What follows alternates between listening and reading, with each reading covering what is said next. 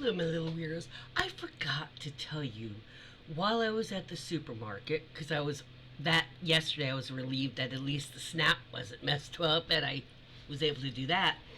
But I was wearing a that yellow shirt that you've seen me. I was wearing the other yesterday.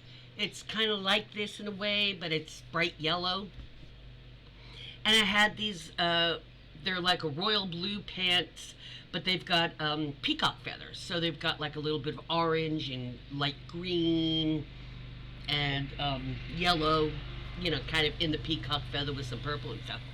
So you can wear any of those colors and not just have to wear like a royal blue shirt. You can wear any of it and it brings it out. And so I was wearing the yellow with the blue pants with the peacock feathers on it and a scarf that was orange and green and yellow. And I was on my electric scooter because otherwise it takes hours literally to shop with my foot.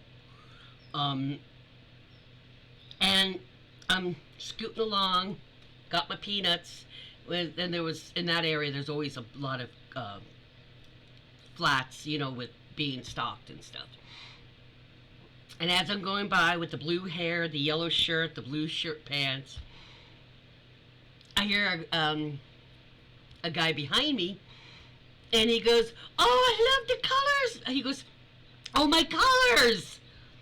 And I was like, he sees me, he kind of puts his hand, he goes, "Those are my team's colors." I'm like, "From where?" Because you could tell the act, yeah. And he says, "Brazil, they play tonight." And he goes, "Your colors are blue and yellow." I was like, "That's Ukraine's colors too, their country's colors, their flag." He goes, "Yeah." He goes, "They play tonight." I said, "Well, then I'm a lucky sign, they're gonna win." He goes, "Yes, yes." And he was laughing, and he goes, "Thank you." I was like, "Well, glad I made your day." Thought I'm wearing. Yeah, because it was like very bright, and because he pointed at my hair and my shirt. He goes, "That's my country's colors." And he seemed so thrilled to see something that reminded him of Brazil there. And that was the first time that in the last like week and a half that I actually was like, because I knew the Social Security thing was fixed and I was currently able to get food, which meant I would be able to get lickables for him because my sister helped me with the money. Yeah. So I was starting to feel, a little relief yesterday. It was when the money was in the bank and I didn't have to stress about monitoring it anymore that the full relief came. But I just had to tell you about that.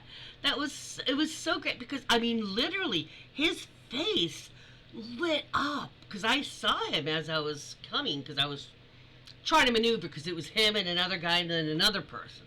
All of that back area, like where the eggs and stuff are, where there's little more room. And he was just doing his work, but as I had gone past, he must have looked up, seen the bright yellow and the blue. And when I heard him say, "My colors," of course I turned around, and because when I hear colors around me, a lot of times somebody's saying, "Oh, I love the color of your hair," or something like that. I've had it when it was the pink. I've had all kinds of people say that at the stores. "I love your hair," or something like, because I've done it when I like somebody's hair color. And so I kind of looked when he said colors, and he was looking right at me. He goes, "My country's colors, you wearing?" He just seemed so tickled, so thrilled. And I think it was because his team was playing last night, an important game. Apparently, I've been so busy with this other stuff that I admit I didn't know what, but I know there's some important things being, and I know the fighters and stuff, but I know there's important games being played all over. So I was just so thrilled to to be part of like something that lit him up so much. He was so thrilled that he saw Brazil's flag's colors the day that they're going to be playing, and it's not even in Brazil. He was like, "Yeah, that's cool." You should have seen his face. It just lit up. When I turned around, he's like, "Yes, yes, you." I was like, "Oh." Well, I'm glad that I was able to give you a good sign then. And he was like, "Yes, yes, yes." Yeah, and the last couple years, food shopping. I used to like food shopping. In the last few years, it's just been like, ugh.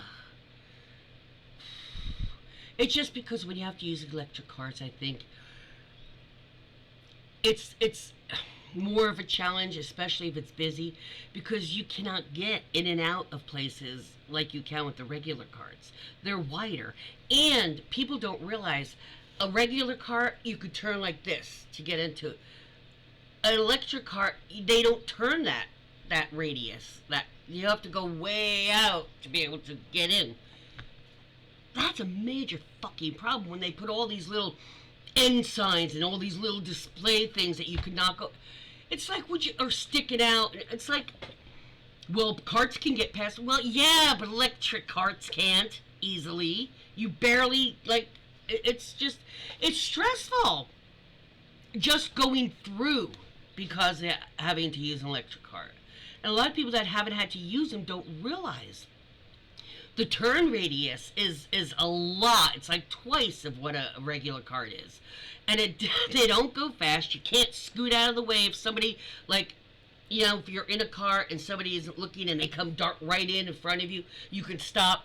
Electric carts just don't stop like your feet do. You pull it off, but it takes that second and you've bumped them. And that's happened because somebody's walking, not looking where they're going, and the damn cart doesn't stop fast enough. That's just every time you have to go food shopping. It's this,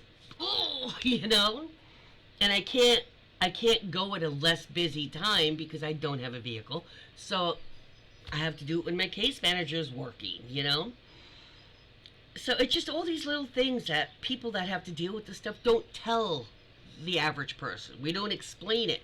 So you don't understand how flippin' frustrating just shopping can be if it's busy out. Or if they've got a lot of crap in the end aisles and in, on the ends and in between in the space. Enough with that shit. It makes it an obstacle course, literally, just to do your fucking monthly shopping. And if you don't deal with it, y'all don't realize it.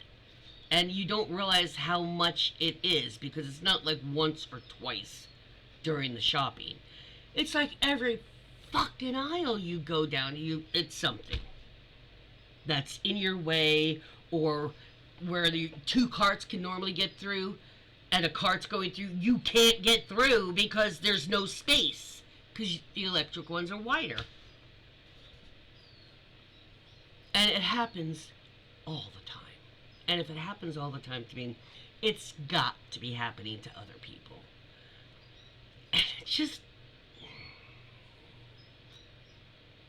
it's unnecessary stress.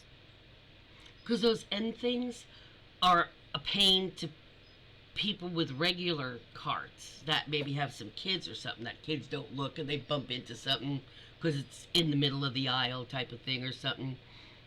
Or off to the side and I don't know why they do that shit. Why make it an obstacle course? I know it's so products are in your face and you buy them. But all it does, just anybody who's watching this that has anything to do with the way any kind of grocery store is set up, it's not the impulse buy or shoving it in your face. You get the equal amount of negative from it. People are like, fuck that shit. It's just in my way, and literally in my way. I have to wait for a cart to get past when I should be able to get past next to them. But no, because you only make it wide enough for two regular carts to be able to get through. Try making it wide enough so 2 fucking electric carts can get through if they need to.